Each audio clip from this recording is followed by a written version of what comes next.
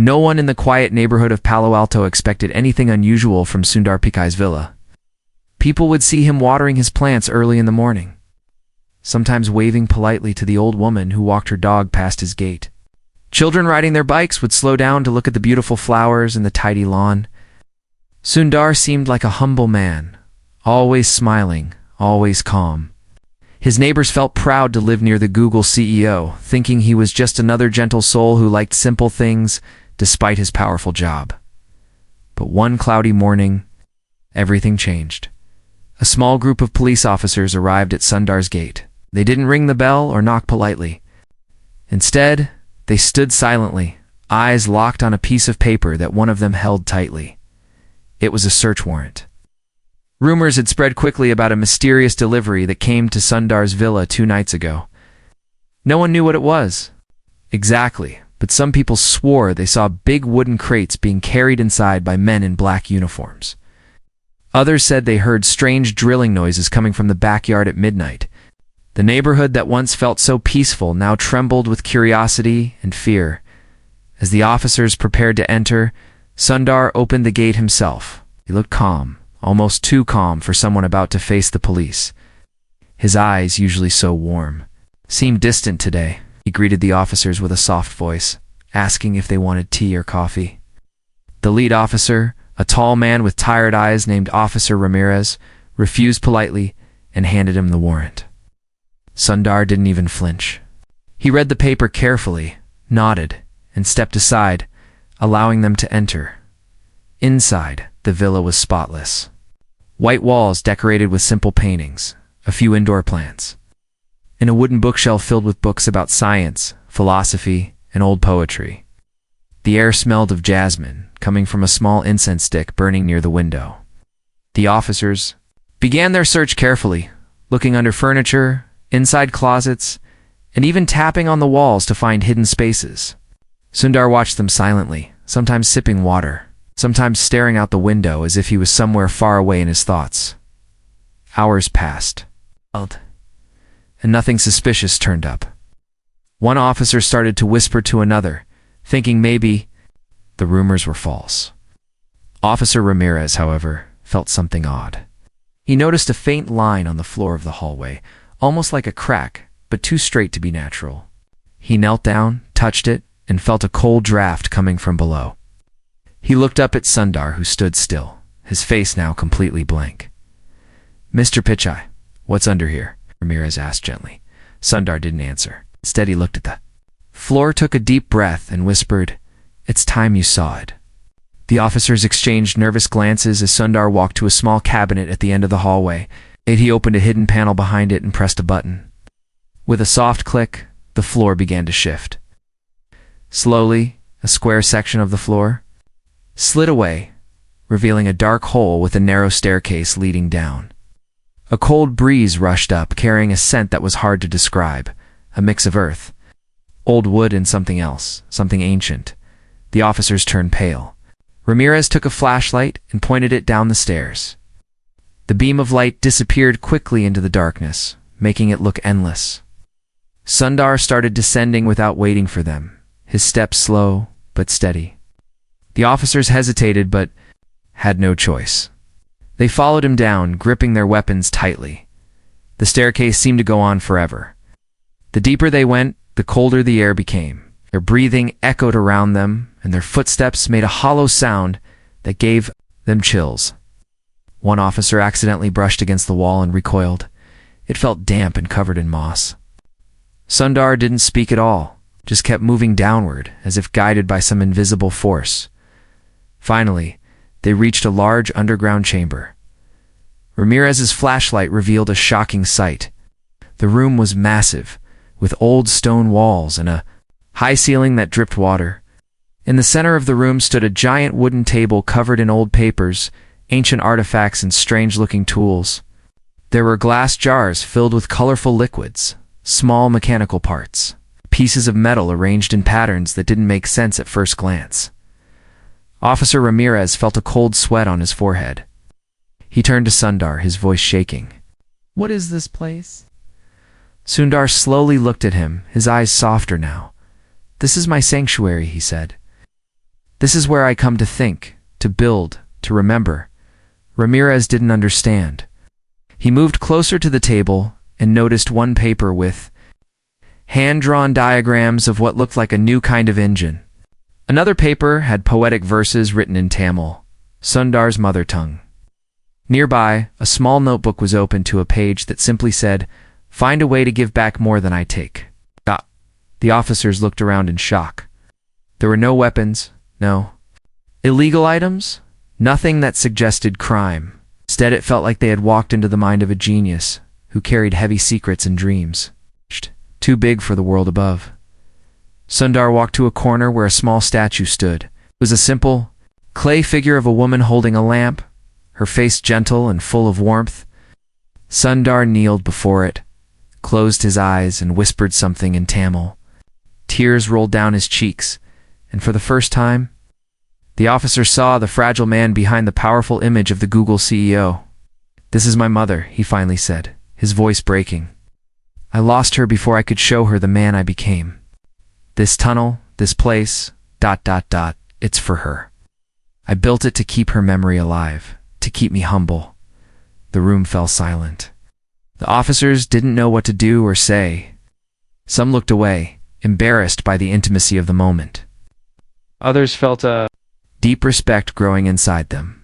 Sundar stood up slowly, wiped his tears, and looked directly at Ramirez. "I never wanted anyone to see this," Sundar said. "But maybe it's time the world knows that success is not just about money and power. It's about love, gratitude, and the promise you make to those who believed in you." Ramirez lowered his weapon, feeling a strange warmth spread through his chest. He stepped forward and put a hand on Sundar's shoulder. "We thought we'd find something dark down here," he said softly. "But all we found is a heart bigger than this whole villa." Sundar smiled faintly, but there was sadness in his eyes. He looked around the room, touching the papers, the tools, and the small statue. Each item seemed to hold a piece of his soul. The officers felt like intruders in a sacred temple rather than enforcers of the law. Suddenly, one officer noticed a narrow tunnel at the back of the chamber. It was partially hidden behind a heavy curtain. He pointed at it and asked Sundar, "What's through there?" Sundar turned slowly, his face losing all color. He didn't answer immediately. His hands began to tremble, and for a moment it looked like he might collapse. The officers stepped closer, worried he was unwell. But then Sundar took a deep breath, straightened his back, and looked at them with eyes that now seemed to hold secrets darker than any they had imagined. "That tunnel," Sundar finally whispered, "is not for you, not even for me anymore." The air in the chamber turned heavy, as if the walls themselves were listening. Officer Ramirez hesitated but knew they had come too far to stop. He motioned for two officers to check the tunnel while he stayed with Sundar. The two officers slowly moved the curtain aside and pointed their flashlights into the darkness. What they saw made them gasp loudly, their faces turning as pale as the moon. One officer stumbled backward, dropping his flashlight, which rolled across the floor, casting wild, shaking beams on the walls. The other officer stood frozen, unable to even breathe. Ramirez felt a surge of panic. He turned to Sundar, who was now staring at the tunnel with a haunted look in his eyes. Ramirez grabbed his arm and asked, almost yelling, "What is it? What's in there?" Sundar didn't answer. Instead, he took one step toward the tunnel, as if drawn by some invisible force. His legs shook, his hands clenched and unclenched, and his breathing grew shallow. He looked like a man standing at the edge of a cliff, torn between jumping and stepping back. As he reached the entrance, Sundar turned to Ramirez one last time. His eyes were wet, his voice a broken whisper. "You were never supposed to see this," he said. No one was. The two officers inside the tunnel started shouting words that echoed back into the chamber, but their voices were shaking too much to understand. Ramirez pulled Sundar back, desperate to protect him from whatever horror waited beyond, but it was too late. A sudden loud noise burst from the tunnel, like a mix of metal grinding and something alive roaring from deep inside. A cold wind rushed out, carrying a smell so sharp it made everyone gag. The walls trembled, dust fell from the ceiling, and the lights flickered. Officer Ramirez turned around just in time to see a shadow move inside the tunnel, shape so strange and massive that his mind refused to understand what it was. He grabbed Sundar, tightly pulling him away, but Sundar didn't resist. His eyes were locked on the tunnel, wide open, as if he had seen this before, as if he had been waiting for this moment his whole life. Wits awake, Sundar whispered almost to himself. I prayed this day would never come. The officers screamed, pulling each other back toward the staircase. Sundar stood frozen at the edge, unable to move. The ground under them started to crack. The air filled with a deafening sound that felt like it came from the heart of the earth. Officer. Ramirez looked back at Sundar, shouting his name, trying to snap him out of his trance. Ow. But Sundar didn't move. His face had turned pale as snow, his body shaking violently, just as Ramirez reached for him again. A sudden gust of wind blasted from the tunnel, knocking them both to the ground. In that split second, Sundar's eyes met Ramirez's, filled with sorrow and something else, silent apology. Then everything went dark. The last thing Ramirez heard before losing consciousness was Sundar's voice echoing softly in the darkness. Forgive me. Ramirez woke up to a sharp pain in his head. He tried to open his eyes, but they felt heavy, as if he had been asleep for years. A cold breeze brushed across his face, making him shiver. Slowly, he managed to sit up, blinking in the dim light that now barely lit the underground chamber. He looked around and saw the other officers lying on the ground, groaning and trying to move. Pieces of stone and dust covered them like a thin blanket. Ramirez's heart pounded as he remembered the tunnel, the horrible roar, and Sundar standing still at the edge. His eyes darted around, desperate to find Sundar. Finally, he saw him. Sundar was sitting against the wall, his head bowed, hands covering his face. He looked so small, so fragile, like a child who had lost everything. Ramirez crawled toward him. Ignoring the pain in his own body, Sundar, he called softly, his voice cracking. Are you okay? Sundar didn't answer. Shoulders shook with silent sobs. Ramirez reached out and touched Sundar's arm gently. Sundar slowly lowered his hands, revealing eyes red from crying and a face filled with sorrow deeper than any words could describe. It's my fault, Sundar whispered. I thought I could control it. I thought ... I was strong enough. Ramirez felt a chill run down his spine. Control what? He asked carefully.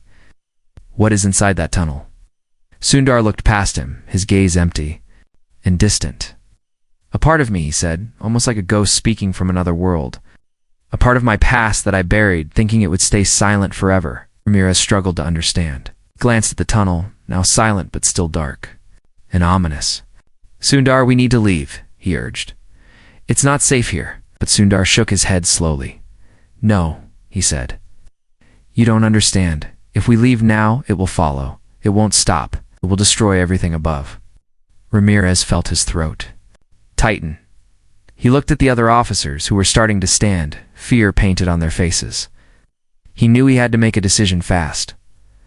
Sundar, please, Ramirez said, trying to stay calm. Tell me what's in there. Maybe we can stop it together. Sundar closed his eyes, took a deep breath, and began to speak, his voice shaking. Years ago, when I first started at Google, I felt unstoppable. Every new idea, every new project made me feel like I was touching the stars. But success came with a price. I started to lose myself, my kindness, my balance. He paused, wiping tears from his face. One night, in my old house in Chennai, I had a dream. I saw my mother standing at the edge of a dark forest calling me. She told me to remember who I was, to stay humble and true. When I woke up, I felt an emptiness inside me. I knew I was drifting too far from the values she taught me. Ramirez listened quietly, feeling the raw pain in Sundar's words. Shh. I started. This tunnel, as a way to escape, Sundar continued. A place to reflect, to stay grounded. But as I dug deeper, I found something ancient, an energy, a presence, that promised me unlimited strength, wisdom beyond imagination. I was weak. I accepted it. Sundar looked at Ramirez, his eyes burning with regret. That presence became a part of me. It helped me achieve everything I have today. But it also grew hungry, restless. I thought I could contain it here, deep underground. where no one would find it. But now, it's waking up. Ramirez felt a cold sweat trickling down his back. He turned to the officers who stood frozen, their eyes wide with fear. "We need to seal it," Ramirez said firmly. "Can't let it reach the surface." Sundar shook his head again. "You don't understand," he whispered. "It's not just a monster. It's a mirror of my own ambition, my fears, my darkest thoughts. It knows everything about me, and maybe even about you." Suddenly a loud bang echoed from the tunnel. The walls trembled again, and a low growl rolled through the chamber. Dust fell like rain. The officers drew their weapons, pointing them. At the tunnel, though, they knew bullets would be useless against something they couldn't even see properly. "What do we do, Sundar?"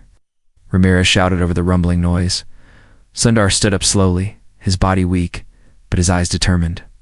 "I have to face it," he said. "It was born from me. Only I can speak to it. Only I can try to stop it."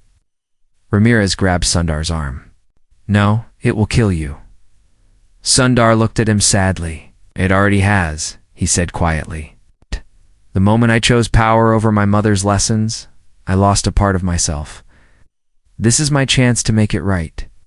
Before Ramirez could stop him, Sundar stepped toward the tunnel. The officers called out. Some even tried to rush forward, but the ground split slightly, forcing them to fall back. A thick fog began to pour out of the tunnel, cold and stinging their skin like needles. Sundar disappeared into the fog, his figure swallowed by the darkness. Ramirez screamed his name, but there was no reply. The growl turned into a roar so loud that it felt like the earth itself was crying. Inside the tunnel, Sundar walked slowly, his hands shaking. He felt the presence around him, heavy and watching. It was like walking into a nightmare he had created but never wanted to face. "Sundar," a deep voice echoed in the darkness, though no lips moved. "You came back." Yes. Sundar answered, his voice barely a whisper. "You are weak," the voice sneered. "You betrayed your promise to yourself. You became what you feared." "I know," Sundar said, tears rolling down his cheeks. "But today, I choose to fight you, not hide." The presence laughed, a sound so terrifying it felt like knives cutting through the air. "You can't fight me," it said. "I am you. I am every moment you doubted yourself, every time you craved power and ignored kindness." Sundar fell to his knees, his body shaking uncontrollably. "I'm sorry," he cried. "I'm so sorry. Apologies are meaningless," the voice roared. "Only power matters." Sundar looked up, his eyes filled with pain but also with a tiny spark of defiance. "No," he said, his voice stronger now. "Love matters. My mother's love matters. The people who believed in me, they matter." Suddenly, a soft light appeared in Sundar's hand. It was the small clay statue of his mother, which he had carried without even realizing. The light grew brighter, pushing back the darkness slightly. The presence screamed, a sound so sharp it made Sundar's ears bleed. "You can't destroy me," the presence howled. "I am eternal." "You were never real," Sundar shouted back. "You were my weakness, my shadow. Today I choose light." The light from the statue grew so bright that the tunnel walls began to crack and melt away. The presence shrieked, twisting and turning, trying to escape. Sundar felt his body breaking apart, but he held on. His mind focused on his mother's gentle face.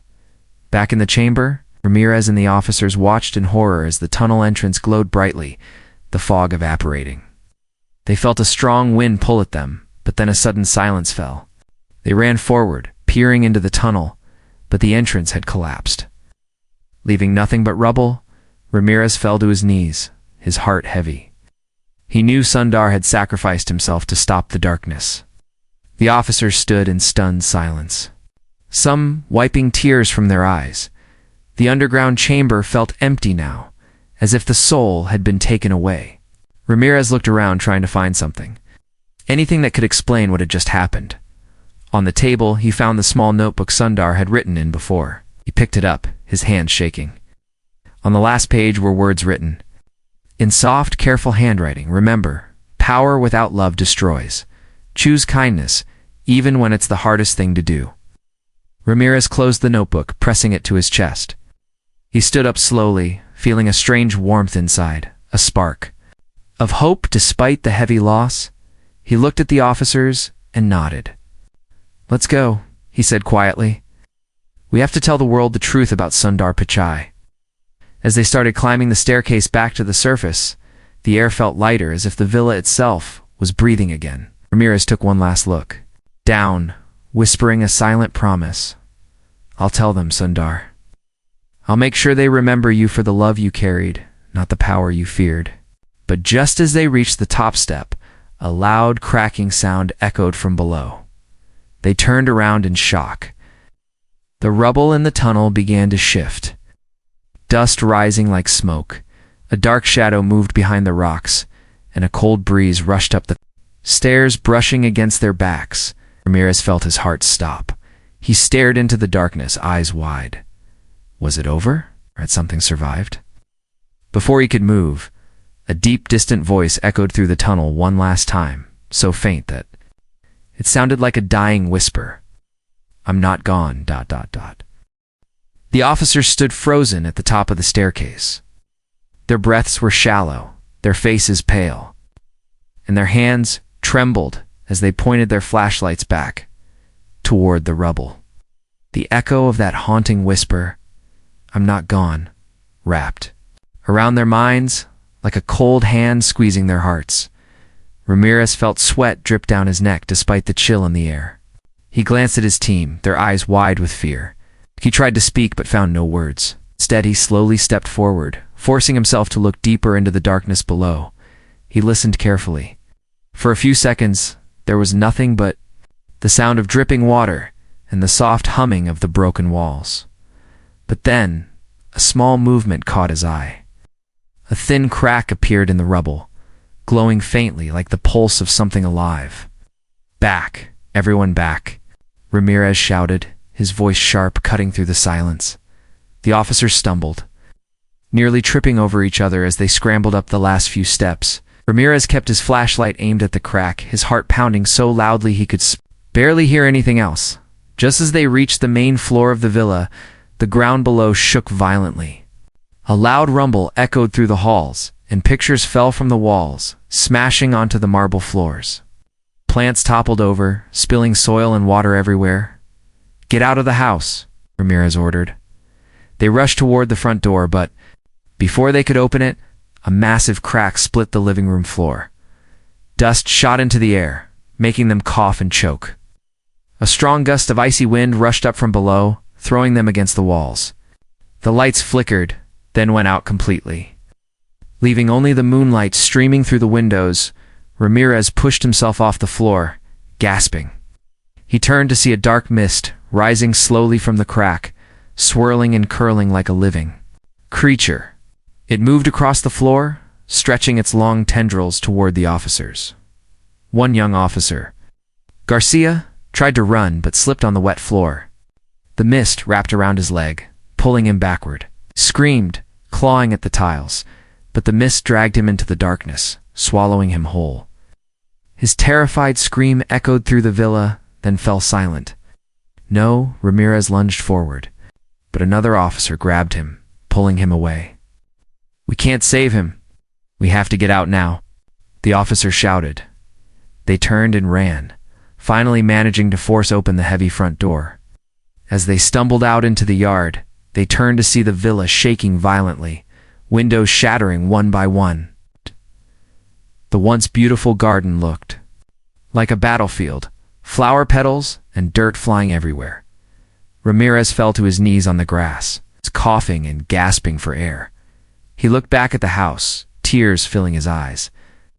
He had promised Sundar to tell the world the truth, but now he didn't even know if he would survive to do it. Everyone regroup, he ordered, trying to sound strong even though he felt like a frightened child. The remaining officers gathered around him, their faces streaked with dirt and tears. They counted quickly. Garcia was gone. Their eyes met in silent horror. Knew the darkness that had taken him wasn't just some force of nature, it was something alive, something born from human weakness and sorrow. Ramirez stood up, breathing heavily. We have to call for backup, he said. We need to seal this place before it's too late. But sir, another officer interrupted, pointing toward the villa. Ramirez turned. His blood ran cold. The dark mist had now filled the entire first floor. Pushing against the shattered windows like an animal trying to escape a cage, the moonlight hit it, revealing shapes within ghostly forms that looked like twisted faces, mouths open in silent screams. They pressed against the glass, their eyes empty and endless. We don't have time, Ramirez whispered. Suddenly the front wall of the villa exploded outward. Bricks and glass shot into the yard, narrowly missing the officers. The dark mist poured out, spreading across the lawn, seeping into the earth and crawling up the trees. Each tree it touched turned black and withered in seconds. Move. To the cars now, Ramirez shouted. They ran toward the police vehicles parked along the street. Ramirez looked over his shoulder, seeing the mist moving faster than any human could run, climbed fences, slid across driveways, and flowed under gates like a deadly river. They reached the cars and jumped inside, slamming the doors shut. Ramirez started the engine, his hands shaking so badly he almost dropped the keys. The car roared to life, headlights cutting through the dark. Drive. Go. Someone screamed. The cars peeled away from the villa, tires screeching. As they sped down the street, Ramirez looked in the rearview mirror. The mist was following them, but instead of crawling slowly, it now rushed forward in a massive wave, swallowing mailboxes, fences, and even streetlights in its path. This can't be real, one officer sobbed. What is that thing? Ramirez didn't answer. He pressed the pedal harder, his mind racing. He thought of Sundar, of his words about love and power, and of the small notebook now in his pocket. He felt a surge of guilt. Maybe if he had stopped sooner, if he had listened better, Garcia would still be alive. They finally reached the end of the neighborhood and turned onto the main road. The mist slowed slightly, gathering at the entrance of the street. As if deciding whether to continue the chase, Ramirez pulled over, his chest heaving. He turned to the other officers in the car. We need to warn everyone, he said, his voice low and urgent. This isn't just about Sundar anymore. It's about all of us. But how do we stop it? One officer asked, his voice trembling. Ramirez reached into his pocket and pulled out Sundar's notebook. He flipped through the pages, his eyes scanning the soft handwriting. Finally, he found a page with a sketch, a symbol that looked like an ancient seal, surrounded by notes in Tamil. In English, it said, "Seal the heart, not the shadow. Only kindness can bind it." Ramirez stared at the words, confusion and fear twisting inside him. Seal the heart, ... What does it mean? He muttered. He looked at the officers. We need help, he said. We need someone who understands what Sundar was trying to do. Who? We don't have time, another officer cried. Ramirez closed his eyes, thinking hard. Then he remembered. Sundar had once spoken about a spiritual teacher, an old friend from India, someone he deeply trusted. Sundar had mentioned him during a charity dinner, calling him Guru Anand. Ramirez opened his eyes, a spark of hope breaking through the fear. We need to find Guru Anand, he said firmly. He might know how to stop this. The officers nodded, though they looked exhausted and terrified. Ramirez started the car again, turning it toward the city. The mist remained behind for now, swirling at the edge of the neighborhood like a living storm cloud. As they drove into the city lights, Ramirez kept glancing at the notebook. He felt the weight of Sundar's words, pressing on his chest, making it hard to breathe. Every moment replayed in his mind. Sundar's trembling hands, the roar in the tunnel, Garcia's scream. Ramirez knew they had little time. Whatever had been awakened would not stop at the villa, would spread, feeding on fear and ambition, until it consumed everything.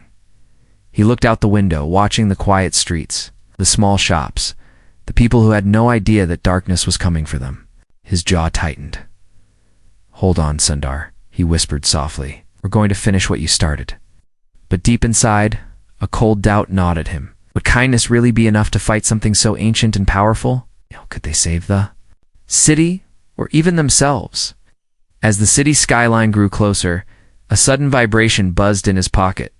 He pulled out his phone and saw a new message from an unknown number. It simply read, "Stop running. It knows where you are." Ramirez's eyes widened. He slammed on the brakes, the car skidding to a stop in the middle of the road.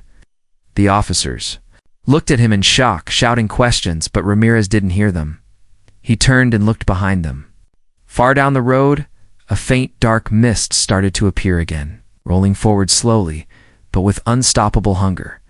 Ramirez's hands clenched the steering wheel, his mind racing.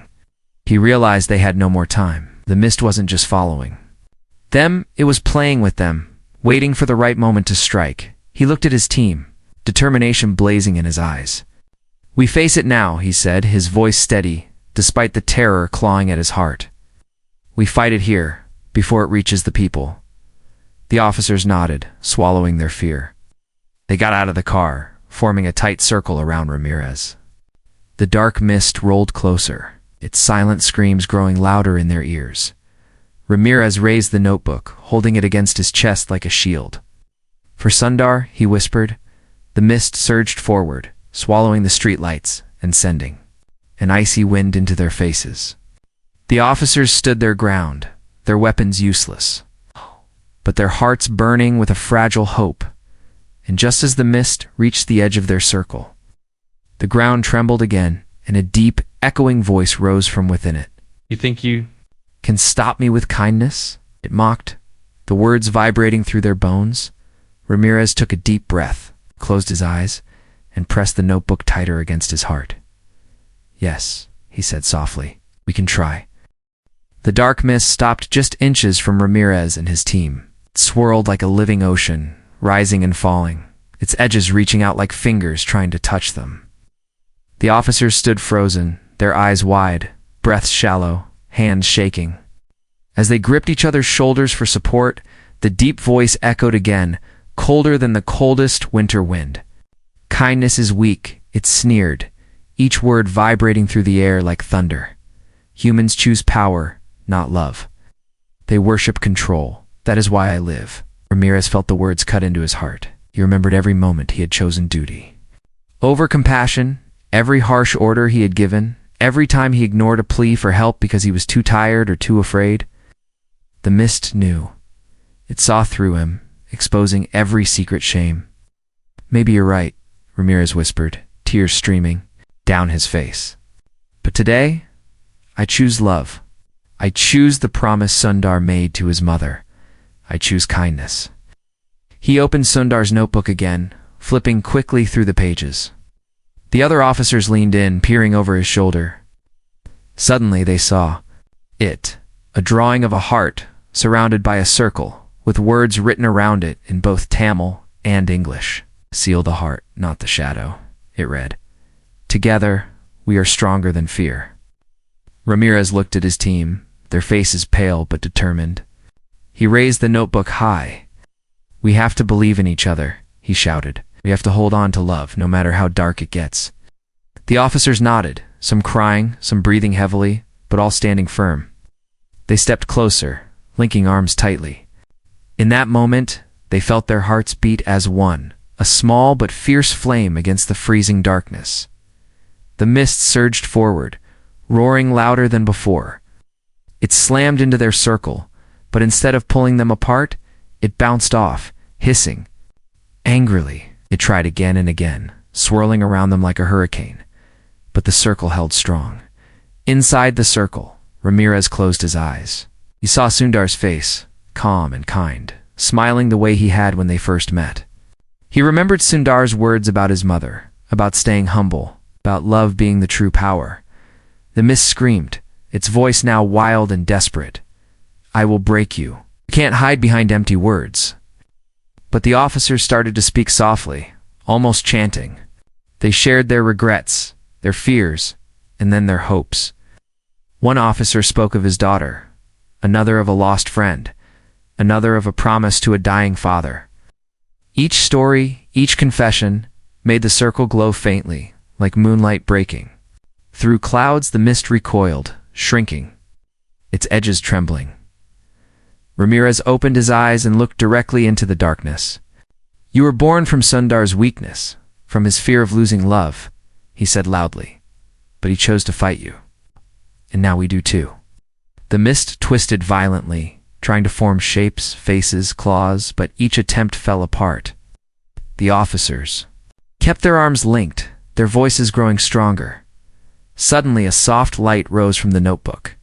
It spread across their hands, up their arms, and into their chests. They felt warmth flow through them, filling every corner of their minds.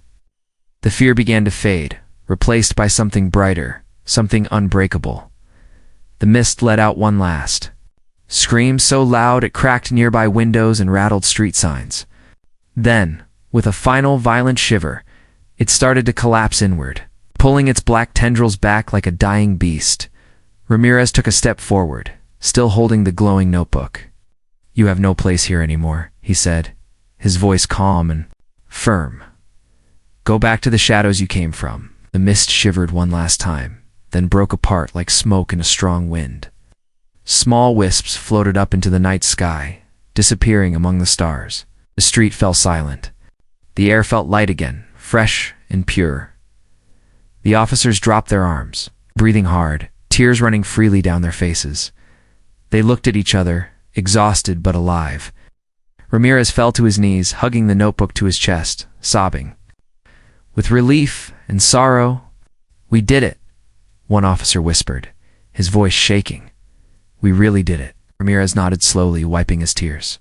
"Because we believed in what Sundar believed," he said softly. "Love, ... it really is stronger than anything else." They sat together on the street for a long time, too tired to move, too overwhelmed to speak much. Above them, the stars twinkled, gently, as if the universe itself was smiling at their victory. But deep inside Ramirez's mind, a small voice whispered doubts. He knew the mist was gone, at least for now, but he couldn't shake the feeling that something had been left behind. A seed, maybe, or a memory, waiting for the right moment to grow again. When dawn finally broke, painting the sky in shades of pink and gold, they stood up slowly. Their uniforms were torn, their bodies bruised, but they felt a strange peace inside. Ramirez looked at the city ahead, bathed in soft morning light. People were starting to wake up, opening shops, watering gardens, completely unaware of the battle that had just been fought for their safety. "We need to tell them," one officer said. "Tell everyone what happened." Ramirez nodded. "We will," he replied. "But we have to be careful. If people react with fear, it might give the darkness another way back." He looked at the notebook again, running his fingers over the words. He felt a silent promise stir inside him, stronger than anything he had ever sworn before. "We start with Sundar's story," he said. "It's a true story. The world needs to know the man behind the title, the man who chose kindness over power." The officers agreed, though their faces were heavy with grief and fatigue. They knew they had lost a part of themselves that night, but they also found something deeper, a new strength, shared bond that no darkness could ever break. They gathered their things and began walking slowly back toward the city. As they moved, they saw flowers blooming along the roadside, small signs of life and hope returning. Suddenly, Ramirez stopped. He felt something in his pocket vibrate again. He pulled out his phone, half expecting another threat. But this time, it was a message from an unknown number. Simply said, "Thank you. Yeah, the choice is yours now." Ramirez stared at the screen, a chill crawling up his spine. He showed it to the others, and they read it in silence. They exchanged looks, a mix of fear and wonder. "Do you think it's Sundar?" one officer asked hesitantly. Ramirez didn't answer. Right away, he looked up at the sky, his heart beating slow and heavy. Maybe Sundar was gone physically, but his spirit, his message, was still here. Maybe that was all they needed to keep fighting, to keep choosing love even when it felt impossible. "Maybe," Ramirez finally said, "or maybe it's us. Maybe it's a reminder that we decide what lives inside us, light or darkness." They kept walking, the city drawing closer with each step. Birds sang softly from the trees, and a gentle breeze brushed their faces. It felt like the world was waking up to a new beginning.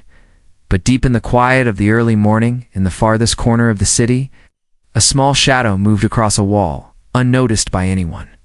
It slipped through alleys and under doors, silent. As a secret, it carried no shape, no sound, only a memory of fear and a hunger for power. The officers didn't see it. No one did. The shadow paused at the edge of a small park, where children would soon come to play. It stretched slowly then, slipped into the earth, vanishing beneath the flowers. Ramirez turned around suddenly, his eyes scanning the streets. He felt something, a faint shiver along his spine. But he saw nothing. He looked at his team, their tired but hopeful faces. Out. He forced a smile and nodded. "Let's keep moving," he said. Inside, though he knew the fight wasn't over, the darkness.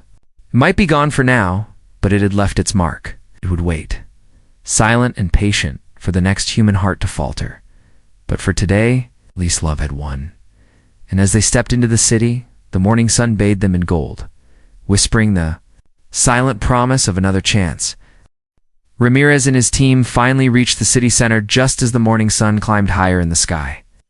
The golden light painted the tall buildings and washed over the streets, making everything look peaceful and ordinary. People walked there. Dogs carried coffee cups and rushed to work, completely unaware that they had come so close to losing everything. The officers stopped at a small fountain in the main square. They sat on the cold stone edge, feeling the water sprayed lightly on their tired faces. Ramirez opened Sundar's notebook again, flipping through the pages as if searching for a final clue, something he might have missed. He traced the words with his fingers. Each sentence felt like a whisper from Sundar's soul. "Choose kindness even when it hurts," one page said. Another read, "Your real strength is not in how hard you hit, but how gently you hold." The officers leaned in, reading with him. They looked around at the people passing by, all of them living normal lives, smiling, laughing. For the first time, the officers truly understood how fragile the balance between light and dark was. "Do we tell them everything?" one officer asked. His voice barely louder than the fountain's splash. Ramirez stayed silent for a moment. He looked up at the sky, remembering the mist, the roar in the tunnel, Sundar's trembling voice. He thought of Garcia's scream, the dark shape that had almost swallowed them all. "We have to tell them," Ramirez finally said. "We have to. Do it in a way that brings hope, not fear. If we tell them only about the darkness, it will grow stronger. If we share Sundar's story, the part about love, humility, and kindness, maybe they will choose light." The others nodded, though. Their eyes were still filled with worry. They knew this wasn't a simple task. It wasn't just a report or a press conference. It was a choice to shape the future, to plant a seed that might or might not bloom. Just then, an elderly woman approached the fountain, smiling kindly at the officers. She wore a bright yellow sari, her silver hair tied neatly. A small bag of flower petals, which she began to toss into the water one by one. Ramirez watched her, curious. He felt something warm radiate from her presence, like a gentle sunrise. "Good morning," she said softly, her eyes sparkling. "You all look so serious. Are you guarding this fountain?" Her question made the officers smile for the first time in ours. Ramirez shook his head. "No, ma'am. We're just resting after a long night." The woman looked at the notebook in his hands. "It's a special book," she said. "It holds someone's heart, doesn't it?" Ramirez felt his throat tighten. "Yes," he said quietly. "A very good man's heart." "Us." The woman nodded, tossing another handful of petals into the water. "When you carry someone's heart, you carry their light too," she said. "Even the darkest night bows before true light." Ramirez felt tears sting his eyes. "Do you know Sundar Pichai?" "Dada," he asked carefully. The woman smiled again, her eyes distant, as if remembering a faraway memory. "I knew his mother," she said softly. "She was a gentle soul. She taught him about kindness and patience. I see her light in you now." Ramirez's eyes widened. He felt as if the entire world had stopped for a moment. He looked at his team, then back at the woman. "How do we keep that light alive?" he asked. His voice breaking, she reached out, touching his cheek with her wrinkled hand. "By sharing it," she whispered. Light grows only when it's shared. If you keep it locked away, it dies. The officers fell silent, their hearts beating heavily in their chests. The woman finished tossing her petals and stood up slowly. Before she left, she looked at them one last time. "Tell his story," she said. "Tell it with love, not fear. That is how you protect the world." Then she turned and walked away, her yellow sorry shining like a soft sun against the gray city streets. Ramirez held the notebook close, feeling a strong resolve awaken inside him. He stood up, his legs still shaky, but his mind clearer than ever. "We need to go to the media," he said firmly. "We need to tell Sundar's story today. No more waiting." The officers nodded, standing beside him. They walked together through the crowded streets, people partying to let them pass, sensing something important moving among them. They reached a large news station downtown. Ramirez pushed open the glass doors, stepping inside with a quiet but unstoppable force. Looked up, startled by their serious faces and dirty uniforms. "We need to speak to your lead journalist," Ramirez said calmly. "It's urgent. It's about Sundar Pichai." The receptionist hesitated, but seeing the look in his eyes, quickly made a call. Within minutes, a tall woman in a dark suit rushed into the lobby. Her name tag read Maya, senior reporter. She scanned their faces, her eyes sharp and curious. She demanded Ramirez stepped forward, holding out the notebook. "We have a story that will change everything," he said. "The real story of Sundar Pichai, and it's not what the world thinks." Maya took the notebook carefully, flipping through the pages. Her eyes widened as she read the soft, honest words, the sketches, the messages of love and humility. Her fingers trembled slightly. "Come with me," she said quickly. "We'll go live. The world needs to hear this." They followed her into a bright studio filled with cameras and lights. Technicians buzzed around, adjusting microphones and screens. Maya sat them down at a round table, placing the notebook in the center like a sacred object. As the broadcast started, Ramirez took a deep breath. He looked straight into the camera, feeling Sundar's spirit beside him. "People of the world," he began, his voice steady and clear. "We come to you not as heroes, but as witnesses. We saw the darkness born from fear and ambition. We saw a man fight it with nothing but kindness and love." He paused, glancing at the notebook. Sundar Pichai was not just a tech leader. He was a son who loved his mother, a man who carried a promise to always stay humble. He built great things, but he also carried a shadow, a darkness that almost destroyed us all. The officers listened quietly, some holding each other's hands. Maya watched from behind the cameras, tears shining in her eyes. "Today, we stand here alive because we chose to believe in what Sundar believed," Ramirez continued. "That kindness "Is stronger than power? That love is the only true way forward." He leaned forward slightly, his eyes intense. "We cannot fight darkness with anger or violence. We can only overcome it by sharing light, by standing together even when we are afraid." The room fell silent. The only sound was Ramirez's breathing and the faint hum of the studio lights. "Please," he said softly now, "remember Sundar, not for his wealth or his success, but for his heart. And choose love every day, even when it's the hardest thing to do." The broadcast ended.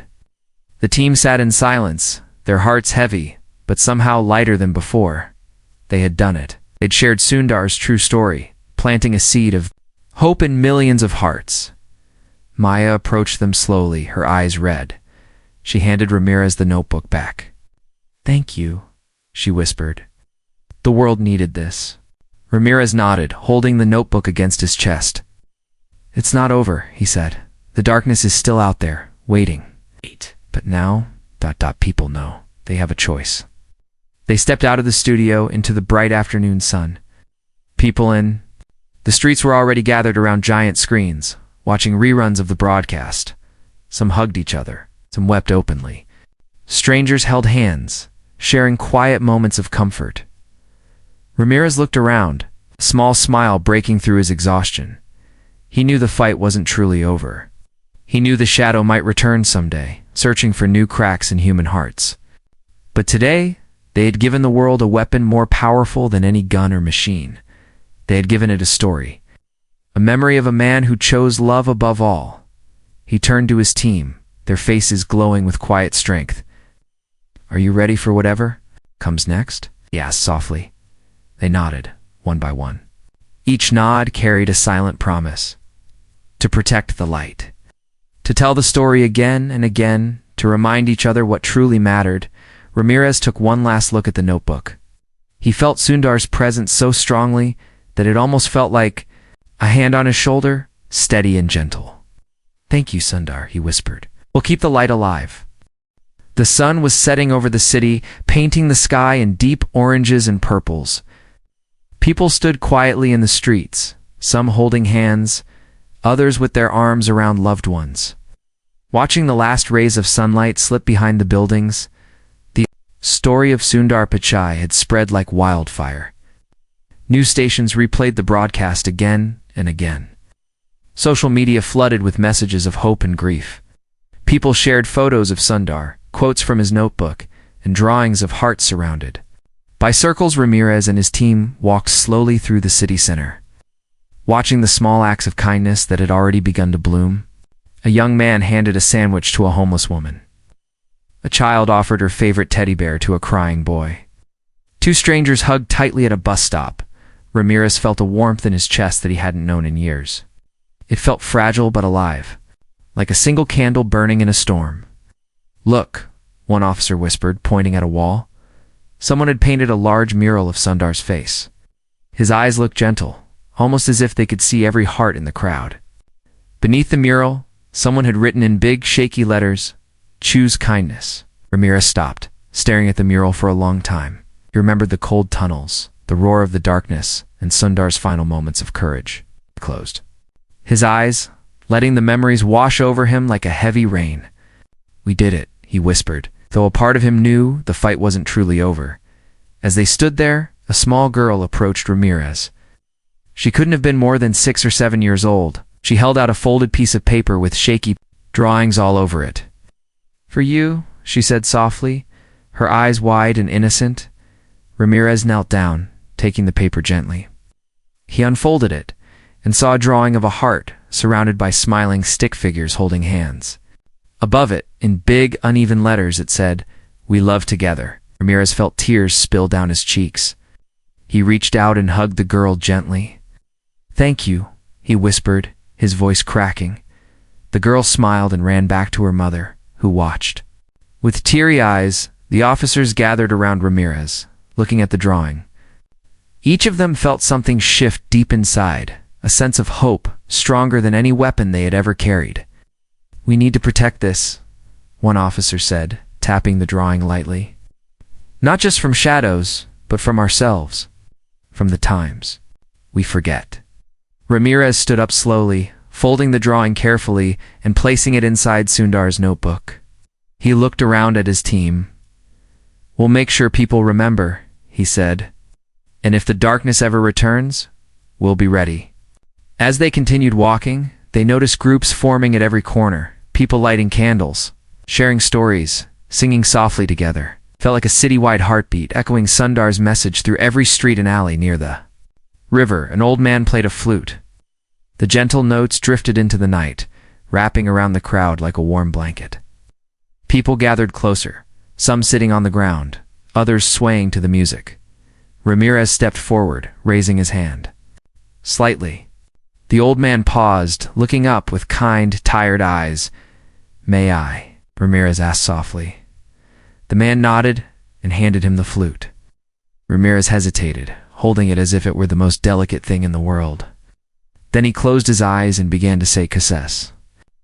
Play. The notes started shakily, but soon they flowed smoothly, carrying both sorrow and hope. The sound danced across the water, mixing with the whispers of the night.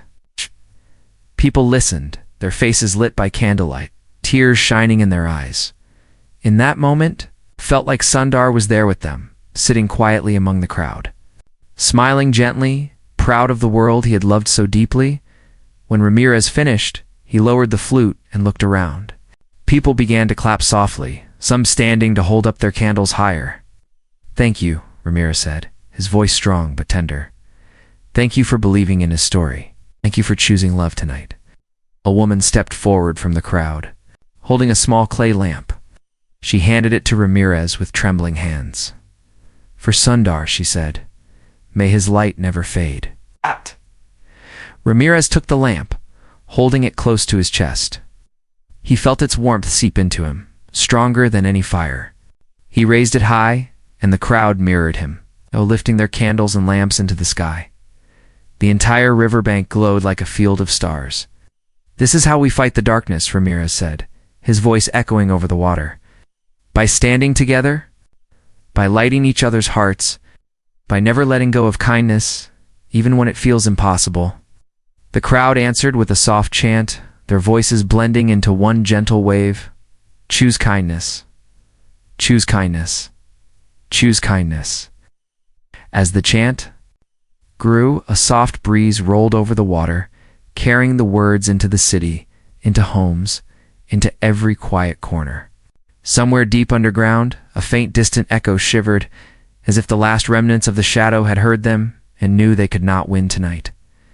After a while, people began to leave slowly, hugging each other, wiping tears, promising.